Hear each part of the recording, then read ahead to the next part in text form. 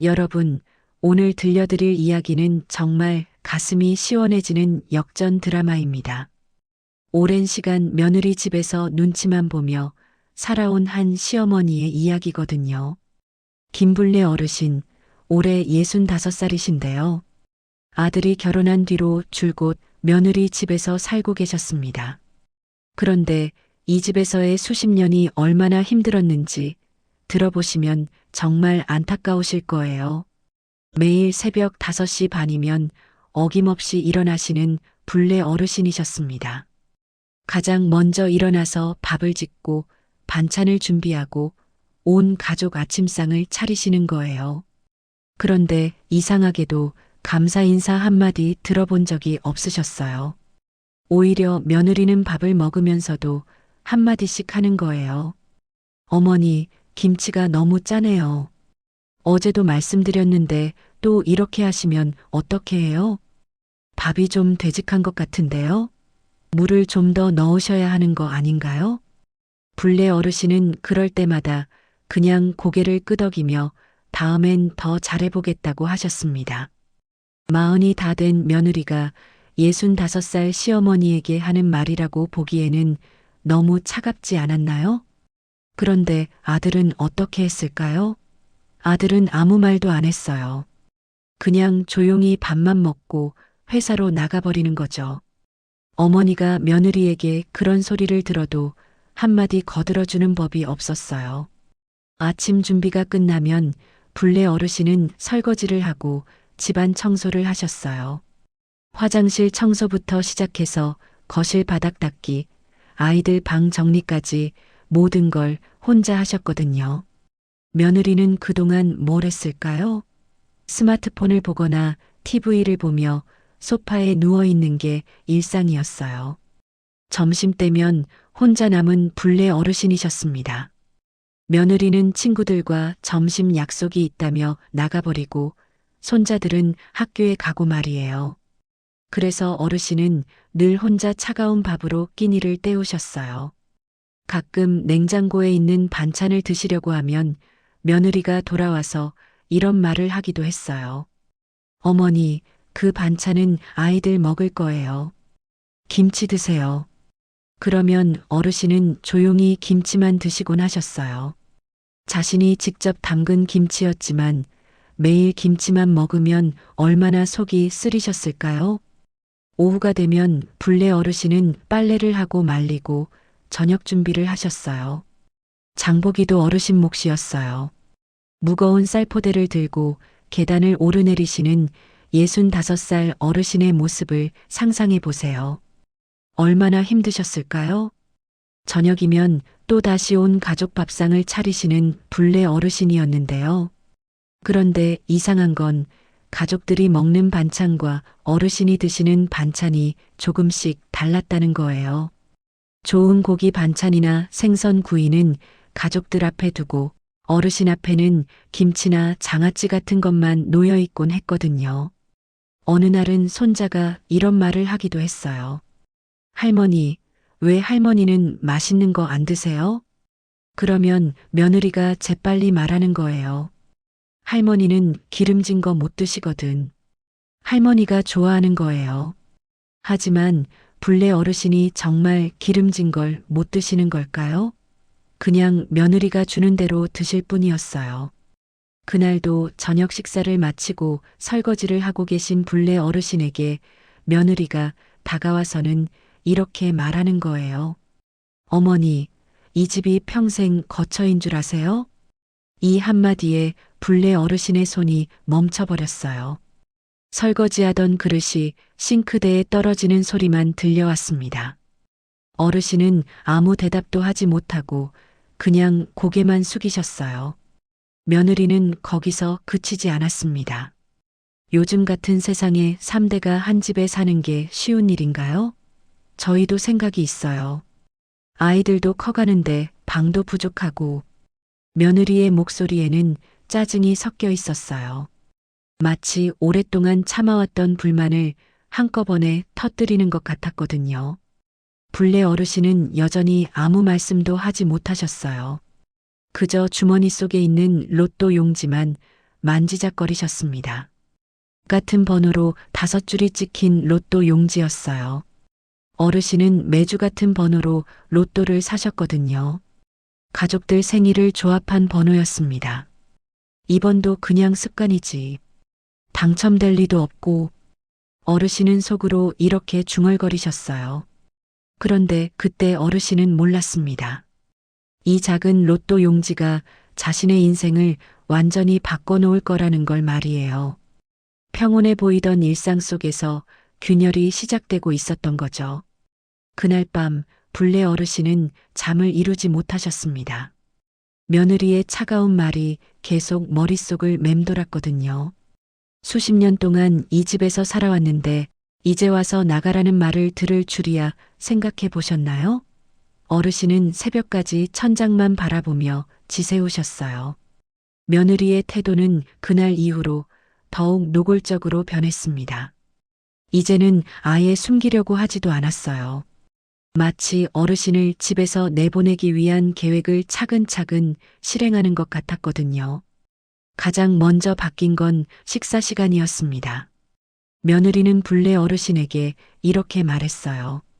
어머니, 앞으로는 식사 시간을 조금 다르게 하시는 게 어떨까요? 저희는 7시에 드시고 어머니는 8시에 드시면 되지 않을까요? 이게 무슨 말인가요? 같은 집에 살면서 식사 시간을 따로 하자는 거였어요. 불내 어르신은 이해할 수 없었지만 그래도 고개를 끄덕이셨습니다. 며느리 비위를 거스르고 싶지 않았거든요. 그날부터 불내 어르신은 가족들이 먹는 걸 다 치우고 난 뒤에야 혼자 식사를 하셔야 했어요. 따뜻한 밥 대신 식은 밥을, 간 만든 국 대신 차가워진 국을 드셔야 했죠. 그것도 가족들이 먹고 남은 것들만 말이에요. 그 다음은 냉장고였어요. 며느리가 냉장고에 작은 메모를 붙여놓았는데요. 어머니, 냉장고 사용할 때는 미리 말씀해 주세요. 저희가 사용할 때 겹치면 불편해서요.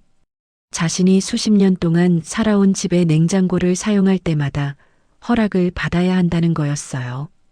불내 어르신은 그날부터 물 한 컵 마실 때도 며느리 눈치를 봐야 했습니다. 목이 말라도 며느리가 부엌에 있으면 들어갈 수가 없었어요. 어느 날은 이런 일도 있었어요. 불내 어르신이 냉장고에서 물을 꺼내 드시는데 며느리가 부엌으로 들어왔어요. 그러더니 이렇게 말하는 거예요. 어머니, 말씀 안 드리고 냉장고 여셨네요? 아까 말씀드렸는데. 어르신은 당황해서 사과하셨어요. 아, 미안해. 목이 말라서 그냥. 그래도 말씀은 해주셔야죠. 저희도 냉장고 정리를 하고 있는데 갑자기 열면 곤란해요. 불내 어르신은 그 순간 마음이 너무 아팠어요. 물 한 모금 마시는 것도 허락받아야 하는 자신의 처지가 비참했거든요. 며느리의 압박은 점점 더 심해졌어요. 어느 날은 불내 어르신의 방 앞에 와서 이렇게 말했습니다. 어머니, 짐이 너무 많은 것 같은데요. 좀 줄이시는 게 어떨까요? 아이들이 커서 공간이 부족해요. 그 짐이라는 게 뭐였을까요? 어르신의 옷가지 몇 벌과 낡은 이불, 그리고 돌아가신 시아버지의 사진 몇 장이 전부였어요. 하지만 며느리 눈에는 그것도 많아 보였나 봅니다. 불내 어르신은 어쩔 수 없이 짐을 줄이기 시작했어요. 오래된 옷들을 버리고 추억이 담긴 물건들도 하나씩 정리하셨어요. 그러면서도 마음 한구석이 아팠어요. 자신의 존재 자체가 짐 취급을 받는다는 생각이 들었거든요. 화장실 사용도 제한됐어요. 며느리가 이렇게 말했거든요. 어머니, 아침에는 저희가 급하니까 8시 이후에 사용해 주세요. 그러면 어르신은 아침에 화장실 가는 것도 시간을 맞춰야 했어요. 급한데도 참고 기다려야 하는 날들이 많았죠. 세탁기도 마찬가지였어요. 어머니 빨래는 따로 해주세요. 저희 빨래랑 섞이면 안 되거든요. 불내 어르신은 이해할 수 없었어요. 똑같은 비누로 똑같은 세탁기로 빨래를 하는데 왜 섞이면 안 되는 건지 말이에요. 하지만 며느리 말에 따를 수밖에 없었어요. 드디어 며느리가 최후 통첩을 날리는 날이 왔습니다. 어느 날 저녁 온 가족이 모인 자리에서 며느리가 말했습니다. 어머니, 다음 달엔 방 좀 빼주세요. 아이들이 커서 방이 필요해요. 더 이상 미룰 수가 없어요. 이 말을 들은 불례 어르신의 얼굴이 하얗게 변했어요. 드디어 올 것이 온 거였어요. 그런데 더 충격적인 건 아들의 반응이었습니다. 아들은 아무 말도 하지 않았어요. 그냥 고개만 숙이고 있었거든요. 아들아, 너는 아무 생각이 없니? 어머니가 어디로 가라는 거야? 불례 어르신이 떨리는 목소리로 물어보셨어요. 그런데 아들의 대답은 이거였어요. 어머니, 저희도 생각해 볼 게 많아서요. 요즘 경제 상황도 어렵고 아이들 교육비도 만만치 않고. 이 말을 듣는 순간 불례 어르신의 가슴이 무너져 내렸어요. 수십 년 동안 정성껏 키운 아들이 자신을 버리는 순간이었거든요. 며느리는 거기서 그치지 않았어요. 어머니도 이해해 주세요. 저희가 어머니를 모시고 싶지 않은 게 아니라 현실적으로 어려운 거예요. 나중에 형편이 나아지면 다시 생각해 볼게요. 하지만 그 말이 얼마나 공허한지는 불례 어르신도 알 수 있었어요. 한번 내보낸 시어머니를 다시 모셔올 며느리가 어디 있겠어요? 결국 일주일 뒤 불례 어르신은 집에서 나오셔야 했습니다. 손에 든 건 낡은 가방 하나뿐이었어요. 며느리는 현관에서 이렇게 말했습니다. 어머니, 혼자 생활하시기 힘드시면 연락 주세요. 가끔 안부는 물어볼게요. 하지만 그 말이 진심인지는 불례 어르신도 알 수 있었어요. 그냥 형식적인 인사말일 뿐이었거든요. 불례 어르신은 그날 찜질방으로 향했습니다. 갈 곳이 그곳밖에 없었거든요. 수십 년 동안 살던 집에서 쫓겨난 65살 노인의 마음이 어떠했을까요? 정말 절망적이었을 거예요. 찜질방 구석 자리에 앉아 계신 불례 어르신이었습니다. 낡은 가방을 옆에 두고 그저 멍하니 앞만 바라보고 계셨어요. 수십 년을 함께 살아온 가족들이 하루아침에 남남이 되어버렸으니 얼마나 허탈하셨을까요? 어르신 주위로는 비슷한 처지의 사람들이 많이 있었어요. 일자리를 잃고 온 중년 남성, 이혼하고 온 여성, 집세를 내지 못해 온 젊은 부부까지 모두들 각자의 사연을 가지고 있었지만 그 누구도 서로에게 묻지 않았어요. 불례 어르신은 처음 며칠 동안 거의 아무것도 하지 못하셨어요. 밥도 제대로 못 드시고 잠도 제대로 못 주무셨거든요.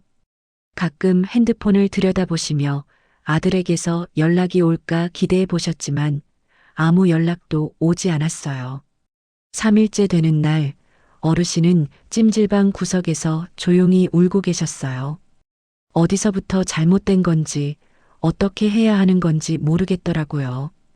평생 가족을 위해 살아왔는데 결국 이런 신세가 되다니 말이에요. 찜질방 TV에서는 저녁 뉴스가 나오고 있었습니다.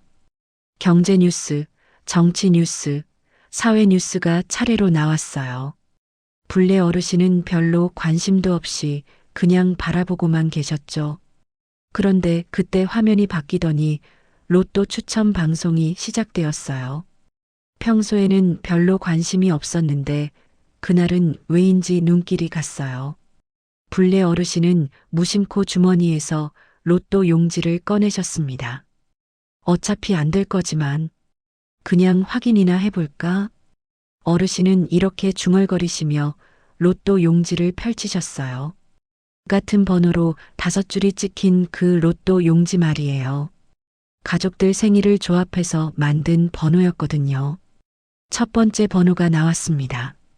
어르신의 로또 용지 첫 줄과 똑같았어요.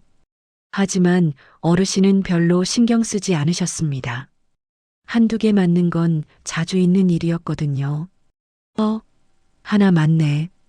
어르신이 별 감흥 없이 중얼거리셨어요. 두 번째 번호가 나왔습니다. 이것도 맞았어요. 이번에는 조금 관심이 생겼어요. 두 개나 맞네. 세 번째 번호가 나왔습니다. 이것도 맞았어요. 이제 어르신의 심장이 조금씩 빨라지기 시작했어요. 설마. 네 번째 번호가 나왔습니다. 똑같았어요. 다섯 번째 번호가 나왔습니다. 이것도 맞았어요. 여섯 번째 보너스 번호까지 확인해 보니 모든 번호가 일치했어요. 이게 어떻게. 잠깐, 이게 맞나?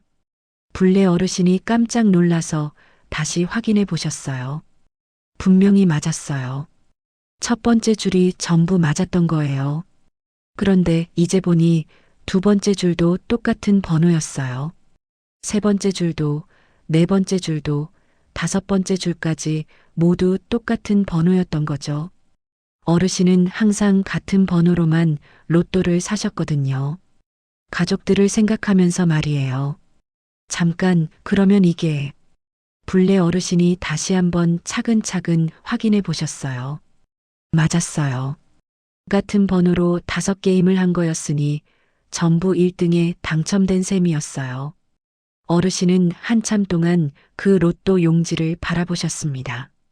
믿을 수가 없었거든요. 어제까지만 해도 집에서 쫓겨날 처지였는데 갑자기 이런 일이 생기다니요. 내가 지금 꿈을 꾸고 있는 건가? 아니면 정신이 이상해진 건가? 어르신은 자신의 뺨을 꼬집어 보셨어요. 아팠어요. 꿈이 아니었던 거죠. 그리고 옆에 있던 다른 사람에게 물어보기도 했어요. 저기, 죄송한데 이 번호 좀 확인해 주실 수 있어요? 그 사람도 똑같다고 했어요. 정말로 모든 번호가 맞았던 거였어요. 그때부터 어르신의 머릿속에 여러 가지 생각이 스쳐 지나갔습니다. 1등 당첨금이 얼마나 될지, 세금을 내고 나면 얼마가 남을지, 이 돈으로 뭘 해야 할지. 하지만 가장 먼저 떠오른 생각은 아들과 며느리였어요. 이 사실을 알리면 어떻게 될까? 분명히 태도가 바뀔 거예요. 갑자기 친절해지고 다시 집으로 오라고 할 거예요. 어쩌면 울면서 사과할지도 몰라요. 그런데 불례 어르신은 이상하게도 그런 상황이 전혀 반갑지 않았어요. 돈 때문에 태도가 바뀌는 사람들을 보고 싶지 않았던 거죠. 진심이 아닌 친절을 받고 싶지 않았어요. 어르신은 그 순간 아주 중요한 깨달음을 얻으셨어요. 지금까지 자신이 얼마나 힘들게 살아왔는지, 얼마나 눈치만 보며 살아왔는지 말이에요. 불례 어르신은 그 순간 중요한 결심을 하셨습니다. TV를 조용히 바라보시며 이렇게 중얼거리셨어요. 이제 아무한테도 증명할 필요 없구나. 내 인생을 살아보자. 그렇습니다. 어르신은 이 사실을 아무에게도 알리지 않기로 결심하신 거예요. 수십 년 동안 남의 눈치만 보며 살아왔는데 이제는 자신의 인생을 살아보고 싶으셨던 거죠. 당첨금을 확인해 보니 한 게임당 약 16억 원이었어요. 5게임이니까 총 80억 원이 넘는 금액이었습니다. 세금을 내고 나서도 60억 원 정도는 남을 계산이었어요. 불례 어르신은 그날 밤 찜질방에서 처음으로 편안한 잠을 주무셨습니다. 수십 년 만에 처음으로 아무 눈치도 보지 않고 아무 걱정도 없이 잠든 밤이었거든요. 내일부터는 완전히 새로운 인생이 시작될 거라는 기대감으로 가득했어요. 이튿날 아침, 불례 어르신은 일찍 일어나서 조용히 당첨금을 수령하러 가셨습니다. 복권 판매점에서 확인받고 복권 본사를 거쳐서 은행으로 가서 모든 절차를 마치셨어요. 80억 원이라는 어마어마한 돈이 어르신 명의로 입금되었습니다. 은행 직원들도 깜짝 놀랐어요. 이렇게 큰 금액이 한꺼번에 들어오는 경우는 흔하지 않았거든요. 하지만 어르신은 차분하게 모든 절차를 마치셨어요. 그런데 어르신이 제일 먼저 하신 일이 뭐였을까요?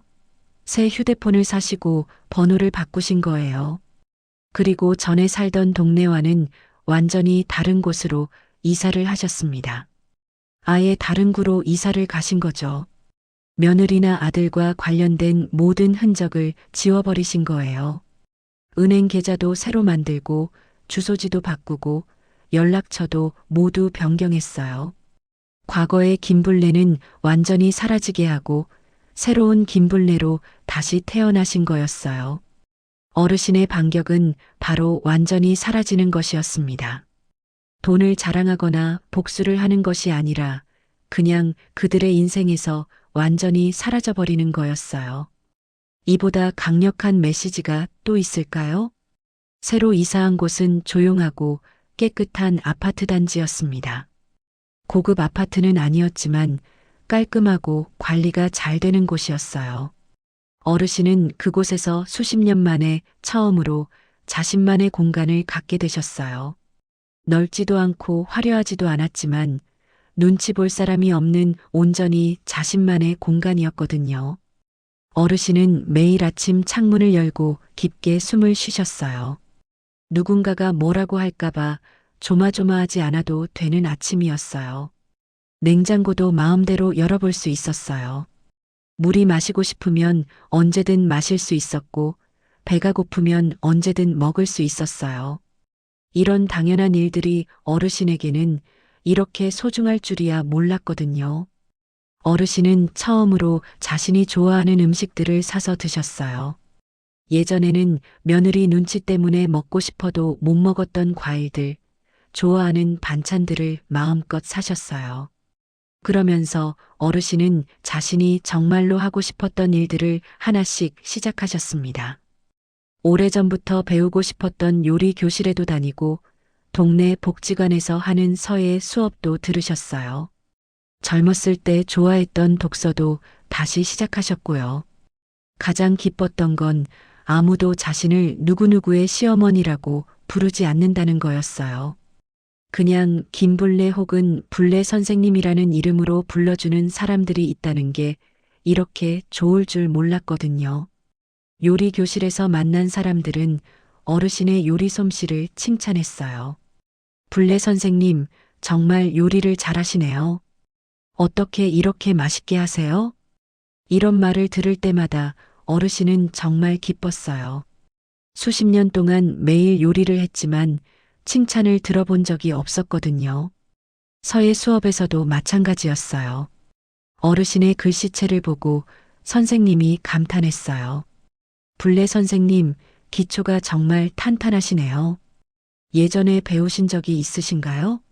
어르신은 젊었을 때 글씨를 좋아했었는데 결혼하고 나서는 그럴 여유가 없었어요. 하지만 이제는 마음껏 붓을 들 수 있게 됐어요. 그런데 한편으로는 궁금하기도 했어요.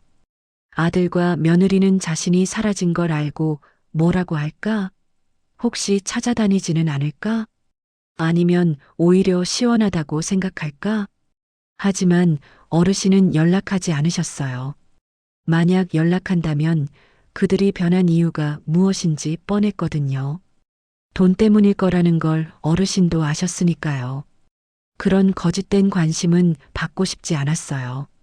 며칠이 지나고 몇 주가 지나도 어르신에게는 아무 연락이 오지 않았습니다. 아들에게서도 며느리에게서도 말이에요. 처음에는 섭섭했지만 나중에는 오히려 다행이라는 생각이 드셨어요. 그들이 연락하지 않는다는 건 정말로 어르신을 필요로 하지 않았다는 뜻이었거든요. 그렇다면 어르신도 더 이상 그들을 생각할 필요가 없었던 거죠. 어르신의 새로운 생활이 시작되었습니다.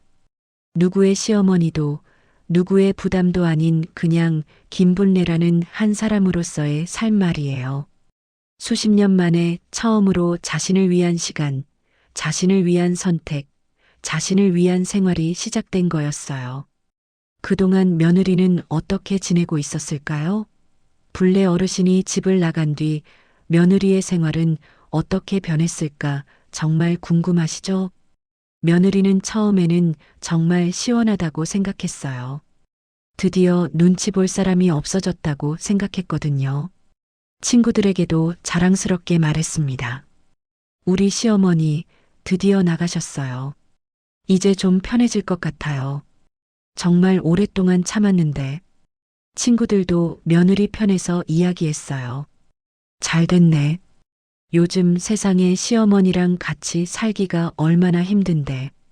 특히 나이 많으신 분들은 고집도 세고. 이제 진짜 내 집이 된 거네. 마음대로 해봐. 시어머니 눈치 안 보고 살 수 있어서 얼마나 좋을까? 나도 빨리 그렇게 되고 싶다. 이런 말들을 들으면서 며느리는 자신이 잘한 일이라고 생각했어요. 더 이상 시어머니 때문에 스트레스 받을 필요가 없다고 생각했거든요. 하지만 며느리의 기분 좋은 생활은 생각보다 오래가지 못했어요. 며느리가 예상하지 못한 일들이 생기기 시작했거든요. 가장 먼저 문제가 된 건 아침 준비였어요. 본래 어르신이 계실 때는 어르신이 모든 아침 준비를 해주셨는데 이제는 며느리가 다 해야 했어요. 아침마다 온 가족 밥상을 차리고 아이들 도시락도 싸야 했죠. 첫날은 괜찮았어요. 하지만 이틀째, 3일째 되니까 정말 힘들더라고요. 새벽 5시 반에 일어나서 밥을 짓고 반찬을 준비하고 국을 끓이고 어르신이 매일 하던 일들이었는데 막상 며느리가 하려니까 이렇게 힘든 줄 몰랐어요. 이렇게 힘든 줄 몰랐네. 어머니가 매일 이걸 하셨구나. 며느리가 아침마다 중얼거렸어요. 그전에는 일어나기만 하면 모든 게 준비되어 있었는데 이제는 새벽부터 부산하게 움직여야 했거든요. 아이들은 불만을 표현했어요. 엄마, 밥이 왜 이렇게 딱딱해? 할머니가 해주던 밥이 더 맛있었는데. 도시락도 할머니가 싸주던 게 더 예뻤어요. 그 다음 문제는 집안일이었어요. 본래 어르신이 워낙 깔끔하게 집안을 관리해 주셨는데 며느리 혼자서는 따라잡기가 힘들었어요. 설거지, 빨래, 청소까지 모든 걸 혼자 해야 하니까 정말 바빴어요. 며느리는 그때까지 집안일이 이렇게 많은 줄 몰랐어요. 어르신이 모든 걸 알아서 해주셨으니까요. 하지만 이제 혼자 해보니까 아침부터 저녁까지 쉴 틈이 없었어요. 남편도 불만을 표현하기 시작했어요. 여보, 밥이 예전만 못한 것 같은데? 어머니가 해주시던 밥이 더 맛있었던 것 같아. 집안도 예전만큼 깔끔하지 않은 것 같네. 어머니 계실 때가 더 좋았던 것 같은데. 양말이 어디 있는지 모르겠어. 어머니는 항상 제자리에 정리해 주셨는데. 이런 말들을 들을 때마다 며느리는 화가 났어요. 그러면서도 한편으론 본래 어르신이 그립기도 했죠. 어르신이 얼마나 많은 일을 해주셨는지 이제야 깨달았거든요. 하지만 가장 이상한 건 본래 어르신에게서 아무 연락이 없다는 거였어요. 며느리는 처음에 어르신이 며칠 후엔 연락할 거라고 생각했거든요. 혼자 살기 힘드니까 다시 들어오게 해달라고 할 거야. 며칠만 기다리면 울면서 돌아올 거야. 며느리는 이렇게 생각했어요. 그래서 며칠만 기다리면 어르신이 고개 숙이고 돌아올 거라고 여겼던 거죠. 하지만 일주일이 지나도 한 달이 지나도 어르신에게서는 아무 소식이 없었어요. 며느리는 점점 불안해지기 시작했어요. 왜 연락이 없지? 혹시 어디 아픈 건 아닐까? 65살이신데 혼자서 어떻게 지내실까? 며느리가 남편에게 물어봤어요. 당신 어머니한테 연락해 봤어? 너무 연락이 없는 것 같은데. 남편도 고개를 저었어요. 아니, 어머니가 먼저 연락하실 줄 알았는데. 어머니 성격상 혼자 견디지 못할 텐데. 그렇게 2달이 지났을 때쯤 며느리는 정말 이상하다고 생각했어요. 65살 노인이 혼자서 이렇게 오랫동안 버틸 수 있을까 의심스러웠거든요. 며느리는 본래 어르신의 옛 친구들에게 연락해 봤어요. 혹시 어르신이 연락했는지 확인해 보려고 말이에요. 어르신이요? 연락 안 왔는데요? 무슨 일 있으세요? 혹시 어르신한테 무슨 일이라도. 모든 사람들이 똑같은 말을 했어요. 아무도 불례 어르신에게서 연락받은 사람이 없었던 거죠. 며느리는 점점 더 불안해졌어요. 혹시 어르신에게 무슨 일이 생긴 건 아닐까 걱정되기 시작했어요. 그런데 어디서 찾아야 할지도 모르겠고 어르신이 어디로 가셨는지도 모르겠더라고요. 그렇게 석 달이 지난 어느 주말이었습니다. 며느리는 가족들과 함께 주말 여행을 가기로 했어요. 요즘 집안 분위기가 너무 답답하고 우울해서 기분 전환을 해보려고 했던 거죠. 시어머니 없는 자유로운 여행을 하고 싶었어요. 가족들이 간 곳은 바닷가에 있는 유명한 리조트였어요. 꽤 비싼 곳이었는데 며느리가 스트레스 받는 것 같아서 남편이 사준 거였죠. 이런 곳에 와서 좀 쉬면 기분이 나아질 거라고 생각했어요. 체크인을 하고 로비에서 잠깐 쉬고 있는데 며느리 눈에 익숙한 뒷모습이 보였어요. 멀리서 봤는데도 뭔가 익숙한 체형이었어요. 저 사람이 설마 며느리가 자세히 보니 불례 어르신이었어요. 그런데 뭔가 완전히 달랐어요. 옷차림부터가 완전히 달라져 있었거든요. 불례 어르신은 깔끔한 베이지색 정장을 입고 계셨어요. 머리도 예쁘게 파마를 하셨고 화장도 은은하게 하고 계셨어요.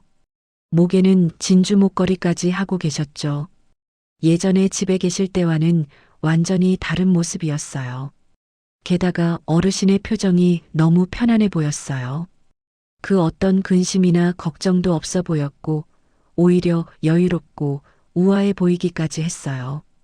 걸음걸이도 당당했고 자신감이 넘쳐 보였어요. 어르신은 리조트 직원과 무엇인가 대화를 나누고 계셨는데 그 모습이 마치 이런 고급 장소가 익숙한 사람처럼 보였어요. 며느리는 너무 놀라서 어르신에게 다가갔어요. 혹시 잘못 본 건 아닌지 확인해 보고 싶었거든요. 어머니? 불례 어르신이 고개를 돌리셨어요. 며느리를 보시더니 잠깐 멈칫하셨지만 곧 아주 담담하고 차분한 표정을 지으셨어요.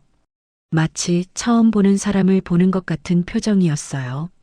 며느리는 당황해서 이것저것 물어봤어요. 어머니, 어디 계셨어요? 연락도 안 하시고. 정말 걱정했잖아요. 혹시 어디 편찮으신 건 아니시죠? 그런데 불례 어르신의 대답이 충격적이었어요. 어르신은 정말 모르는 사람을 대하는 것처럼 정중하지만 차갑게 말씀하셨어요. 죄송한데요, 저를 아시나요? 혹시 저를 다른 분과 착각하시는 게 아닐까요? 이 한마디에 며느리의 얼굴이 하얗게 변했어요. 며느리는 뭔가 잘못 들었다고 생각했어요. 어머니, 농담하시는 거죠? 저예요, 며느리예요. 정말 모르시겠어요? 하지만 불례 어르신은 정말 모르는 사람을 보는 것 같은 표정으로 며느리를 바라보셨어요. 그 눈빛에는 어떤 감정도 없었어요. 그냥 정중한 낯선 사람을 대하는 표정이었죠. 저는 누군가의 어머니가 아니에요. 그냥 김불례라는 한 사람일 뿐입니다. 혼동이 있으신 것 같네요. 그렇게 말씀하시고는 며느리를 지나쳐 버리셨어요. 정말로 모르는 사람 취급을 하신 거죠. 마치 길에서 우연히 말을 걸어온 낯선 사람을 정중히 거절하는 것처럼 말이에요. 며느리는 그 자리에 서서 어르신의 뒷모습을 바라볼 수밖에 없었어요. 완전히 다른 사람이 된 것 같은 어르신의 모습에 말문이 막혔거든요. 그런데 더 충격적인 건 어르신이 리조트 직원에게 말씀하시는 걸 들었을 때였어요. 스위트룸 키 좀 주세요. 오션뷰로 예약했던 김불레입니다. 스위트룸이라고요? 이 리조트 스위트룸이 하루에 얼마인지 며느리도 알고 있었어요. 100만 원이 넘는 금액이었거든요. 그것도 오션뷰 스위트룸이면 더 비쌀 텐데요. 며느리는 완전히 혼란에 빠졌어요. 집에서 나간 지 몇 달밖에 안 됐는데 어르신이 어떻게 이런 비싼 곳에 혼자 오실 수 있는 거죠? 게다가 스위트룸까지 잡고 말이에요. 그리고 어르신의 모든 것이 달라져 있었어요. 옷, 화장, 머리 스타일, 심지어 목소리와 말투까지도 완전히 달라져 있었어요. 마치 완전히 다른 사람이 된 것 같았거든요. 그날 밤 며느리는 잠을 이룰 수가 없었어요. 불례 어르신의 완전히 달라진 모습이 계속 머릿속을 맴돌았거든요. 도대체 어르신에게 무슨 일이 일어난 건지 알 수가 없었어요. 남편에게 이 이야기를 했지만 남편도 믿지 않았어요. 설마 어머니가 그런 곳에 계실까? 잘못 본 거 아니야? 하지만 며느리는 확신했어요. 분명히 시어머니였다고 말이에요. 리조트에서 돌아온 며느리는 며칠 동안 불례 어르신 생각에 잠을 이루지 못했어요. 도대체 어르신에게 무슨 일이 일어난 건지 알고 싶어서 미칠 것 같았거든요. 그 우아하고 여유로운 모습이 계속 눈에 밟혔어요. 며칠 후 며느리는 동네 마트에서 장을 보고 있었어요. 그런데 계산하면서 옆 사람들의 대화를 우연히 듣게 되었어요. 야, 너 그거 들었어? 우리 동네 그 할머니 말이야. 어떤 할머니? 김불례 할머니. 로또 1등 당첨됐다는데? 진짜 대박이래. 이 말을 듣는 순간 며느리의 손이 얼어버렸어요. 김불례라는 이름을 들었거든요. 혹시 자신이 아는 그 김불례인가 싶어서 귀를 기울였어요. 진짜? 얼마나 당첨됐는데?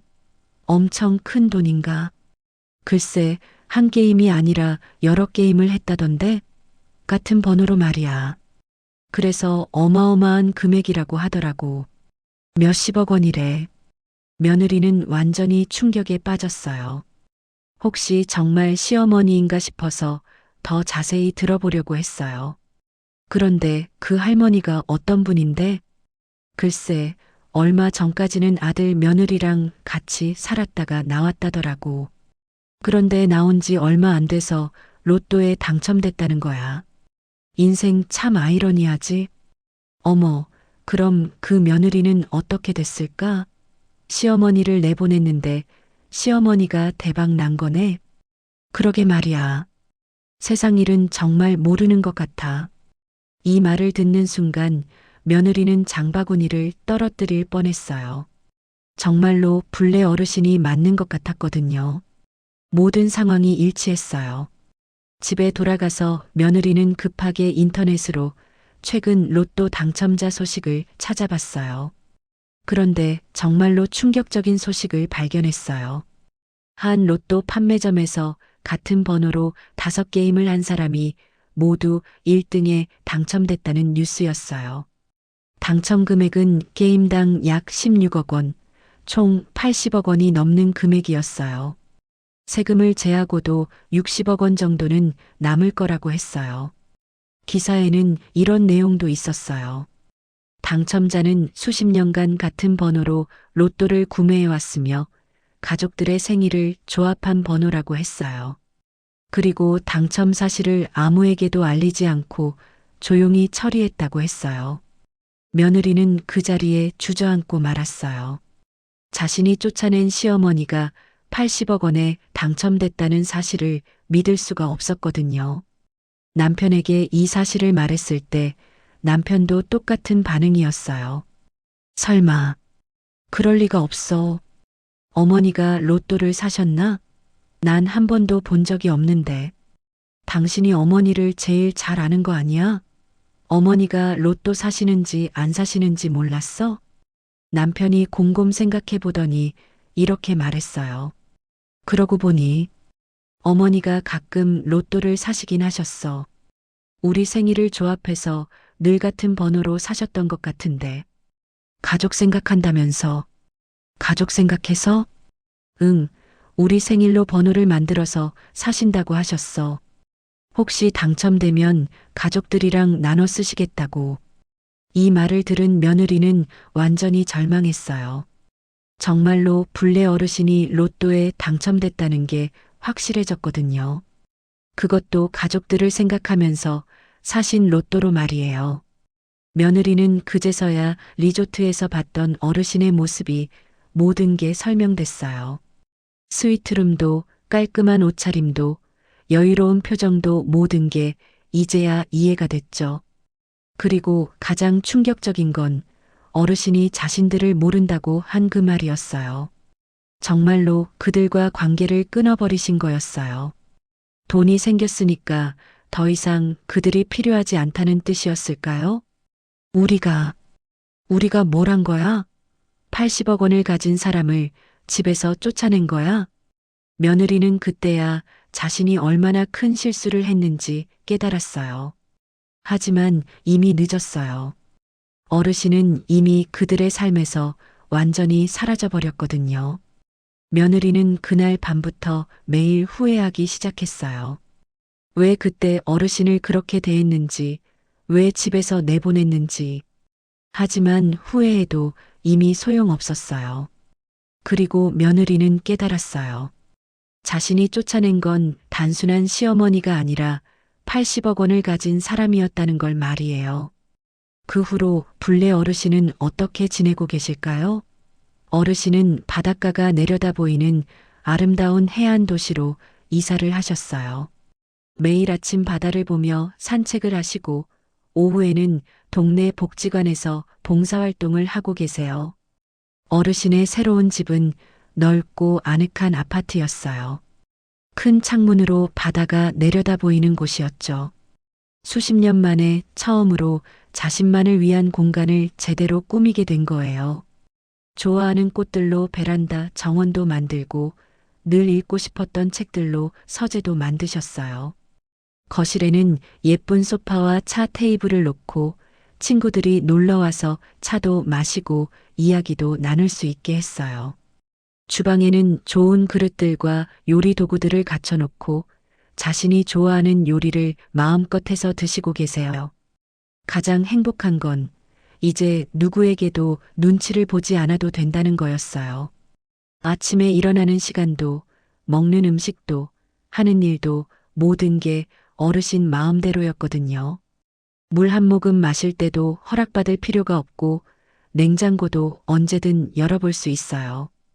동네 사람들은 어르신을 김불례 선생님이라고 불러요. 누구누구의 시어머니가 아니라 김불례라는 한 사람으로 인정받고 계시는 거죠. 복지관에서 만난 친구들과 함께 등산도 하고 문화센터에서 하는 강좌도 들으시고 가끔은 여행도 다니세요. 어르신은 가끔 복지관에서 다른 어르신들에게 이렇게 말씀하세요. 인생은 언제든지 다시 시작할 수 있어요. 나이는 그냥 숫자일 뿐이라고요. 중요한 건 자신을 소중히 여기는 마음이에요. 어르신의 이야기를 들은 다른 어르신들도 용기를 얻어요. 늦었다고 생각했던 일들을 다시 시작해보기도 하고 포기했던 꿈들을 다시 꿔보기도 해요. 한편 며느리와 아들은 어떻게 됐을까요? 그들은 아직도 불례 어르신을 찾고 있어요. 하지만 어르신은 모든 연락처를 바꾸시고 주소도 옮기셨기 때문에 찾을 방법이 없어요. 며느리는 요즘 매일 후회하고 있어요. 왜 그때 어르신을 그렇게 대했는지, 왜 집에서 내보냈는지 말이에요. 하지만 이미 늦었죠. 돈 때문에 다시 모시려고 하는 마음이라는 걸 어르신도 아실 거고 그런 거짓된 관심은 받고 싶지 않으실 거예요. 가끔 며느리는 혹시라도 하는 마음에 불례 어르신이 자주 다니시던 성당에 가보기도 해요. 혹시 어르신을 만날 수 있을까 해서 말이에요. 하지만 어르신은 그곳에도 나타나지 않으세요. 어르신에게는 이미 새로운 삶이 있으시거든요. 과거의 상처나 아픔은 모두 뒤로하고 진정한 자신의 인생을 살고 계시는 거죠. 아들도 마찬가지예요. 가끔 어머니 생각이 나면 연락해 보려고 하지만 번호가 바뀌어서 연결되지 않아요. 그러면서 자신이 얼마나 큰 실수를 했는지 깨닫고 있어요. 불례 어르신은 매일 저녁 바다를 바라보며 이렇게 생각하세요. 사람을 함부로 대하면 그 사람이 떠난 뒤에야 자기가 무엇을 잃었는지 알게 되는구나. 하지만 그때는 이미 너무 늦은 거지. 그리고 어르신은 미소를 지으세요. 이제는 아무에게도 증명할 필요가 없는 자유로운 삶을 살고 계시거든요. 진짜 행복이 무엇인지 이제야 알게 되신 거예요. 어르신은 가끔 바다를 바라보며 이렇게 말씀하세요. 고마워요. 덕분에 진짜 자유가 뭔지 알게 됐어요. 그 덕분에가 누구를 가리키는지는 말하지 않으시지만 모든 걸 이해할 수 있어요. 여러분, 오늘 이야기는 여기서 마무리됩니다. 쫓아낸 건 며느리였지만 완전히 벗어난 건 시어머니였습니다. 진정한 승리는 복수가 아니라 자유였던 거죠. 때로는 떠나는 것이 가장 강력한 메시지가 될 수 있다는 걸 보여주는 이야기였어요. 구독과 좋아요, 댓글은 저에게 큰 힘이 됩니다.